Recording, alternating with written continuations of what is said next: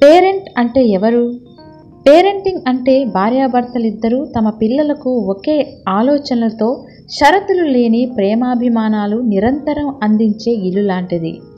ఆవు తన దూడ పాలు తాగిన తర్వాతే పాలేరుని దగ్గరకు రానిచ్చినట్లుగా తల్లిదండ్రులిద్దరూ తమ పిల్లల్ని అల్లారు ముద్దుగా పెంచడమే పేరెంటింగ్. అల్లారు ముద్దుగా అంటే అడిగినవన్నీ ఇవ్వడం కాదు, ప్రేమాభిమానాలు అందించి సమాజంలో గౌరవంగా బతకటానికి, నిలదొక్కుకోవడానికి అవసరమైన విలువలు నేర్పి తీర్చిదిద్దాలి. తమ పిల్లలు సమర్థవంతంగా అభివృద్ధి చెందాలంటే పెద్దలు తగిన శిక్షణ అందించాలి. ఆ శిక్షణ పిల్లలకు శిక్షలాగా ఉండకూడదు. ఇటు పెద్దలకు అటు పిల్లలకు అంగీకారంగా ఉండే పద్ధతి ఆలోచించి అవి ఆచరణలో పెట్టాలి. ఒక విధంగా చెప్పాలంటే ఇది కూడా ఒక రకమైన లావాదేవీల లాంటిదే. ఇచ్చిపుచ్చుకోవడం ఇరుపక్షాలకు అంగీకారంగా ఉండాలి. ఈ లావాదేవీల్లో అంగీకారం, ఆనందం ఎప్పుడూ ఉంటాయి. అదే పేరెంటింగ్లోని మాధుర్యం. గెలుపు ఓటముల ప్రసక్తి లేదు.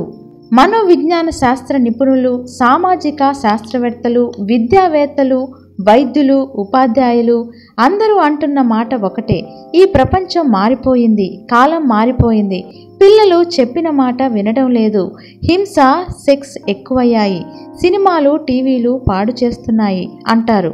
నిజానికి చుట్టూ ప్రపంచం ఎంత మారినా కుటుంబ వ్యవస్థ బలంగా ఉన్నప్పుడు పిల్లలందరూ బాగుంటారు. కానీ ఈ మధ్యకాలంలో అధిక శాతం కుటుంబాల్లో సమస్యలు పెరుగుతున్నాయి. పల్లెల నుండి పట్టణాలకు వలస, పారిశ్రామికీకరణ, ఉమ్మడి కుటుంబాలు, చికిత్సల్యమైన చిన్న కుటుంబం కావడం, సలహాలిచ్చే పెద్దవారిని వృద్ధాశ్రమంలకు పంపడం, టెలివిజన్ల ప్రభావం, ఆధునిక పోకడలు, రౌడీలకు పట్టం, కబ్జాదారులకు కనకవర్షం, ఇలా అనేక కారణాలు ఉన్నాయి. ఇవన్నీ సామాన్య కుటుంబాలకి తట్టుకునే శక్తి లేదు, అయినా తప్పటం లేదు. దాంతో రాగద్వేషాలు, కోపం, అనుమానం పెరుగుతున్నాయి. పెద్దలు కూడా సంయమనం కోల్పోయి మాట్లాడుతున్నారు. దాని వలన కమ్యూనికేషన్స్ దెబ్బతింటున్నాయి. ఇక సినిమాలు, హింస సరే.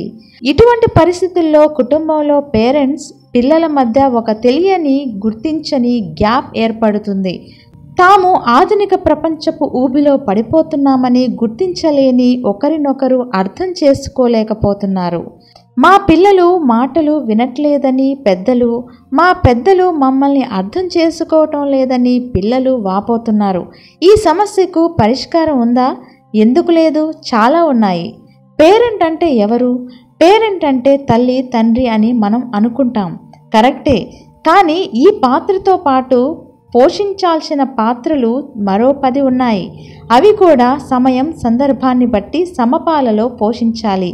అవేమిటంటే స్నేహితుడు, విలువలు నేర్పే బోధకుడు, సలహాదారుడు, దండన బహుమతి అమలు పరిచే వ్యక్తి, మార్గదర్శి, సంరక్షకుడు, వినోదం కలిగించే వ్యక్తి, సున్నిత విమర్శకుడు, తాత్వికుడు, ఆరోగ్య సూచనలు అందించే ఆత్మీయుడు.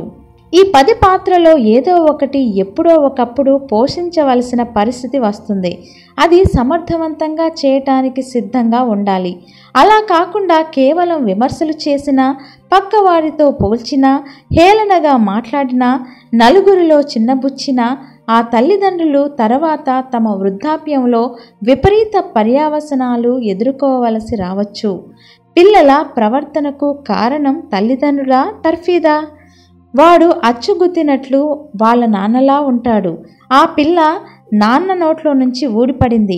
ఆ అబ్బాయికి వాళ్ళమ్మలాగే గిరిజాల జుట్టు, ఆ పిల్ల కళ్ళు వాళ్ళమ్మలాగే గుండ్రంగా ఉంటాయి. ఇలాంటి మాటలు మనం ప్రతి ఇంట వింటూనే ఉంటాం. ఈ దేశమే కాదు, ఏ దేశంలోనైనా ఇలాగే అనుకుంటారు. మరి తండ్రి కలెక్టర్ అయితే కొడుకు కలెక్టర్ అవ్వడం లేదేం? తండ్రి అక్షరం ముక్క రాకపోయినా కొడుకు అంతరిక్షంలోకి ఎలా వెళ్తున్నాడు? తల్లికి మహాభక్తి ఉంటే కూతురికి ఎందుకు లేదు? మత్స్యకారుల కుటుంబంలో పుట్టి అబ్బాయి మహాశాస్త్రజ్ఞుడు ఎలా అయ్యాడు? పండిత పుత్రుడు నిరక్షరాస్యుడెందుకయ్యాడు? తండ్రి దానాలు చేస్తే వీడు కబ్జాలు చేస్తున్నాడేమిటి? ఇలా ప్రశ్నించుకుంటూ పోతే చాలా అనుమానాలు వస్తాయి. ఇదే విషయంపై అనాదిగా శాస్త్రజ్ఞులు నేచర్ వర్సెస్ నర్చర్ అనే అంశంపై చర్చలు, భేటీలు నిర్వహిస్తూనే ఉన్నారు. మనుషులు ప్రవర్తన, ప్రతిభలకు తల్లిదండ్రుల జీన్స్ కారణమా లేదా చుట్టూ ఉన్న పరిసరాల అనే విషయంపై చర్చలు నేటికి సాగుతూనే ఉన్నాయి. కొంతమంది శాస్త్రజ్ఞులు చికాకు పడిపోయి పిల్లల జబ్బుకు కారణం తల్లిదండ్రులని, ప్రతిభా పాఠవాలు, ఇతర ప్రవర్తనలు తర్ఫీదు వలన సంక్రమించాయని తేల్చేశారు. కానీ ఇది ఇప్పుడు కాకపోయినా తర్వాతైనా తేల్చాల్సిన విషయమే.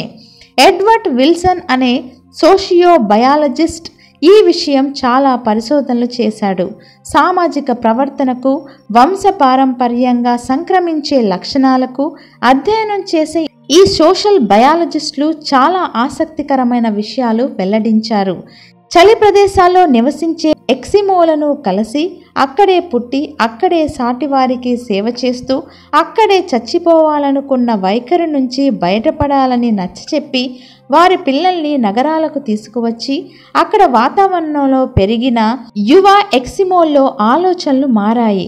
సేవ స్థానంలో స్వార్థం కూడా చేరింది. గతంలో ఆహారం నలుగురికి పంచిన వ్యక్తే తరువాత ఒకడు దాచుకుని తినడం మొదలుపెట్టాడు. నేచరా నర్చరా అనే విషయం తేల్చటానికి సంఘటనలు ఉదహరిస్తే సరిపోదు, వాస్తవం ఏమిటో తెలుసుకోవాలి.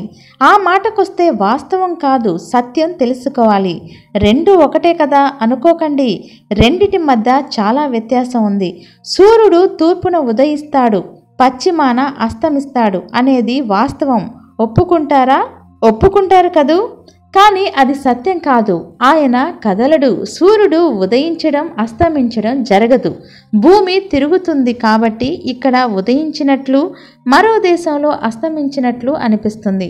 అలాగే అక్కడ ఉదయించినప్పుడు ఇక్కడ అస్తమించినట్లు మనకు గోచరిస్తుంది. మానవ ప్రవర్తన విషయంలో, మానవుడికి అంతుపట్టని విషయాల్లో, ఆస్తిక నాస్తిక సంవాదాల్లో కూడా ఇంత లోతుగా చర్చించకుండా నిర్ణయాలు తీసుకోకూడదు. మనుషులే కాదు, జంతువుల విషయంలో కూడా ఇప్పుడు ఆశ్చర్యపరిచే విషయాలు తెలుసుకుంటున్నాం.